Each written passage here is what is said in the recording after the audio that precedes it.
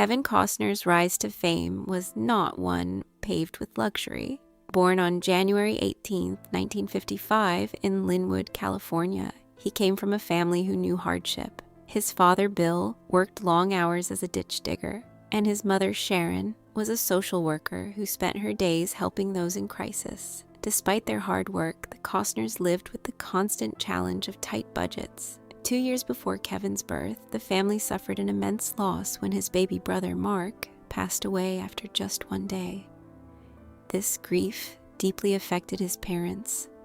His father became guarded and fearful of losing more, while his mother carried her sadness quietly.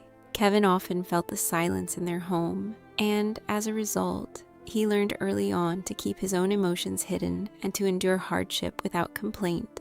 A childhood of instability. Kevin's childhood was marked by constant change. The Costner family moved frequently: Compton, Ventura, Orange County, always searching for stability that never seemed to arrive. Each new move meant Kevin had to start over, making new friends, facing new teachers, and adjusting to new environments. He was often the outsider, overlooked by his peers and teachers. He became shy, invisible in the classroom, and spent much of his time alone, imagining stories and dreaming of a life different from the one he was living. The only place where he felt seen was in the church choir, where, for a few moments, his voice was heard.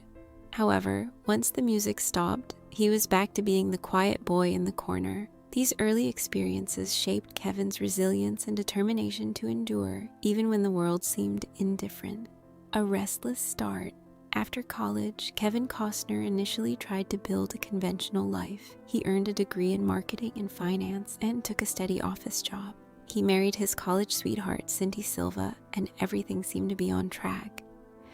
However, despite the outward appearance of success, Kevin felt a deep sense of restlessness. The corporate world didn't ignite his passion. During his honeymoon, he had a chance meeting with actor Richard Burton, who encouraged Kevin to pursue his dream of acting. Those simple words were a turning point for Kevin, giving him the courage to leave his secure job and follow his true calling. It was a risky decision, but one he felt he had to make. Hollywood was waiting for him, but it wasn't going to be an easy journey. The struggles in Hollywood, Los Angeles wasn't kind to Kevin at first. The city tested his resolve. He took on odd jobs to survive, from cleaning boats to driving trucks, all while trying to break into acting. He spent long hours waiting in casting lines, only to be turned away without so much as an audition. His nights were cold, and money was scarce. Yet, he refused to give up.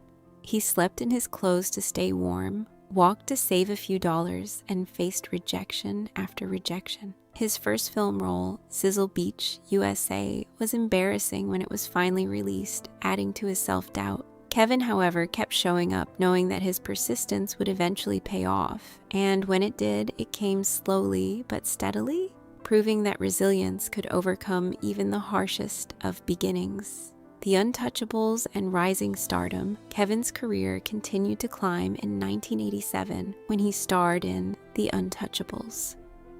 The film became a major hit, grossing over $100 million. For the first time, Kevin wasn't just fighting to be seen, he was fighting to meet the expectations of his newfound fame. His portrayal of a strong, silent hero resonated with audiences, marking the start of his rise as a respected actor.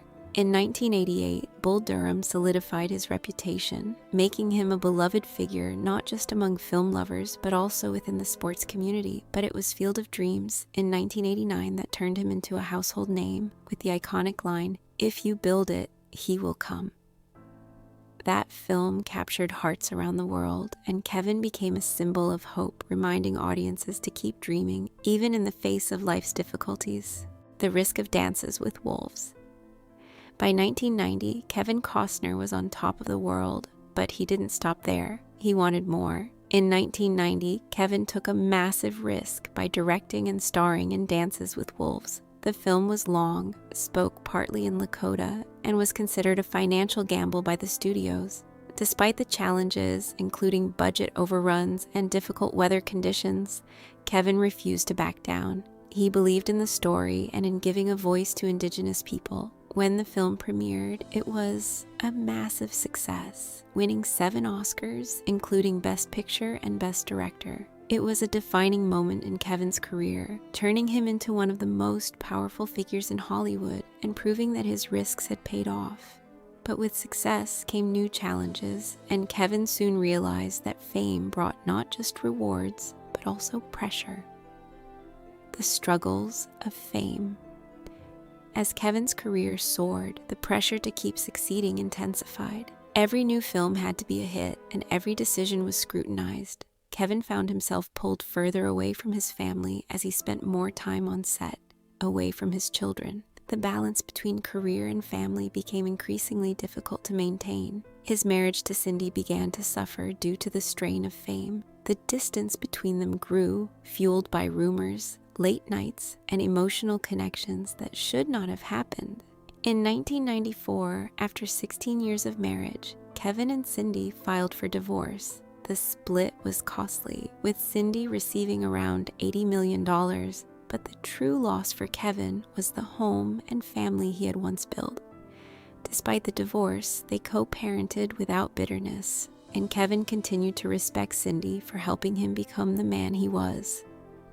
A painful fall from grace.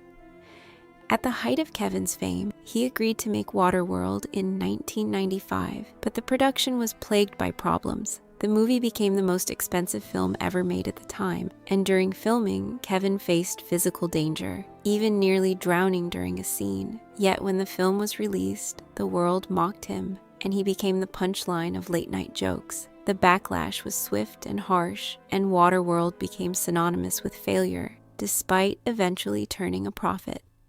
Then came The Postman in 1997, another project he poured his heart into, only to be crushed by critics. Hollywood, which had once adored him, now turned its back. The pressure to succeed became overwhelming, and Kevin's image began to crack under the weight of expectations. A quiet comeback. Despite the harsh criticism, Kevin refused to give up. In 2003, he made Open Range, a quiet western that earned him respect once again.